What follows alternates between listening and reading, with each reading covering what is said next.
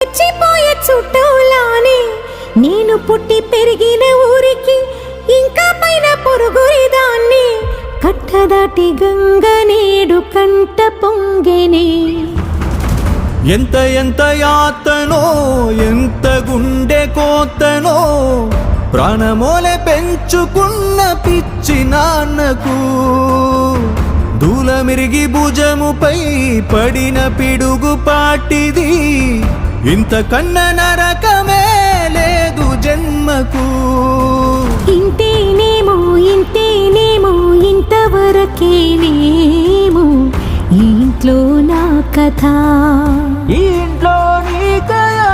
అంతేనేమో